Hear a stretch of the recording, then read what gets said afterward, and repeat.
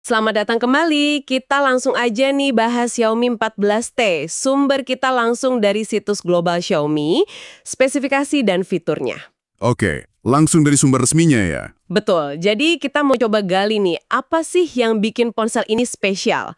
Terutama kameranya yang katanya kolaborasi sama Leica, sama desainnya. Desainnya juga menarik perhatian ya tampaknya. Iya, kita coba kupas ini dalam waktu singkat buat Anda semua. Oke, siap? Siap. Mari kita mulai. Fokus utamanya kayaknya memang di kamera Leica itu sama pilihan materialnya ya.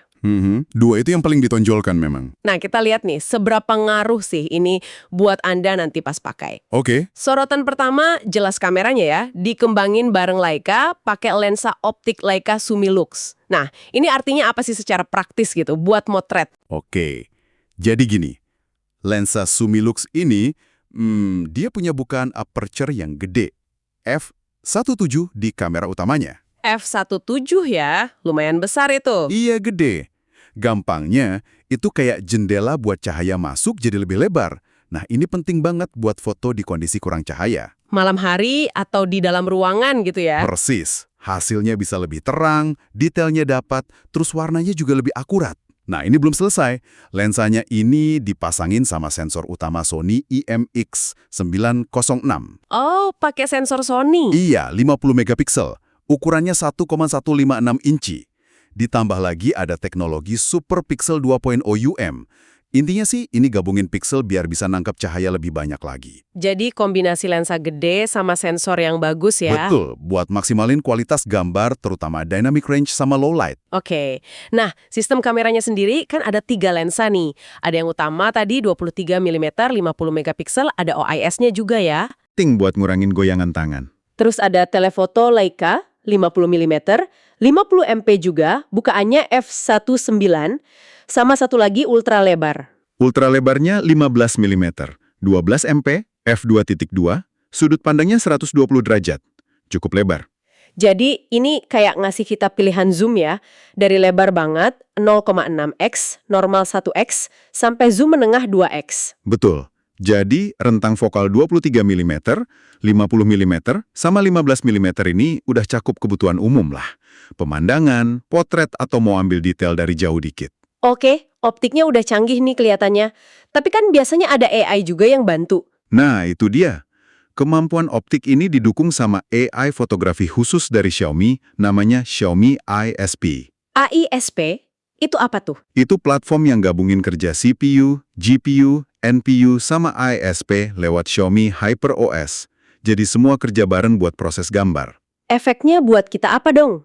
Efeknya, fitur kayak Ultra Night Algorithm sama Ultra HDR bisa lebih mantap. Bahkan nih, kita bisa lihat hasil peningkatan kualitasnya itu langsung di layar sebelum foto diambil. Wah, preview langsung ya, keren juga. Iya, jadi lebih instan gitu rasanya. Terus ada juga mode Master Portrait sama 2 gaya khas Leica, Natural dan Vivid, plus filter-filter lain. Oke. Kameranya udah dibahas lumayan dalam nih. Sekarang pindah ke bagian yang tadi disebut juga menarik, desainnya. Ada 2 pilihan ya. Iya, ada 2. Yang pertama, Titan Grey. Ini framenya pakai aluminium alloy 6M13, kesannya kokoh dan premium gitu. Mirip-mirip titanium gitu ya kesannya ya. Mungkin inspirasinya dari sana.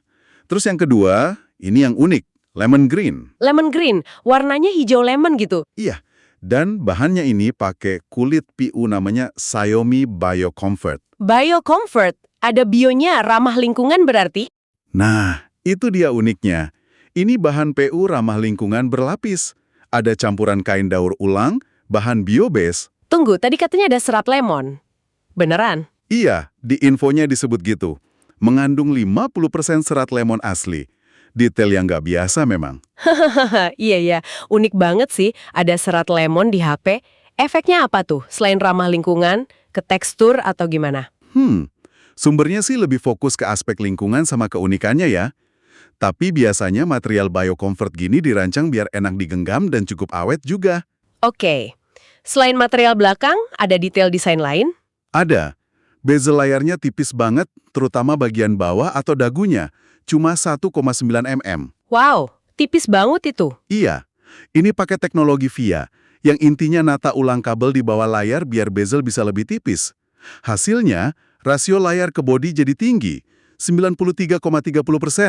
Kelihatan lega banget layarnya. Layarnya sendiri speknya gimana? 144 Hz, mantep buat gaming atau nonton. Nah, semua fitur keren ini kan butuh tenaga ya. Gimana soal performa dan baterai? Nah, untuk otaknya, ini pakai MediaTek Dimensity 8300 Ultra. Chipset ini lumayan ngebut, tapi juga dikenal efisien dayanya. Jadi seimbang ya, performa dan hemat baterai. Kurang lebih begitu. Terus baterainya 5000 mAh, cukup gede lah ya buat seharian.